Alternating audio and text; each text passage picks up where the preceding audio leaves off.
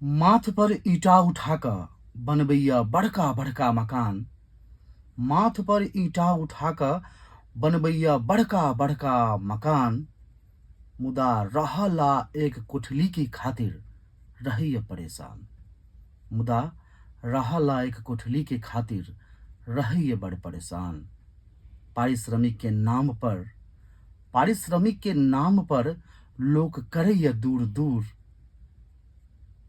वह व्यक्ति के यो भैया ई समाज कहैया मजदूर। ईटा पत्थर फोड़ कर वह निकालैया अनमोल खजाना के।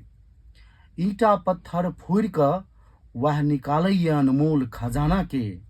मुदा ओकरे धिया पुता तरसैया एक एक दाना के। मुदा ओकरे धिया पुता तरसैया एक एक दाना के। अर्थ के मारल ऐ धरती पर सबसे ऐ मजबूर। अर्थ के मारल ऐ धरती पर सबसे ऐ मजबूर। वह व्यक्ति के यो भैया लोग कहैया मजदूर। वह व्यक्ति के यो भैया लोग कहैया मजदूर। बदल के दुनिया चांद पर चल गेल। बदल के दुनिया चांद पर चल गेल तै के नहीं ओकरा कोनो फिकिर छै।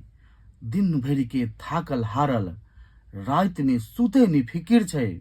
दुनियादारी के ऐ झमेला सा रहैया कोसो दूर। वह व्यक्ति के यो भैया लोग कहैया मजदूर।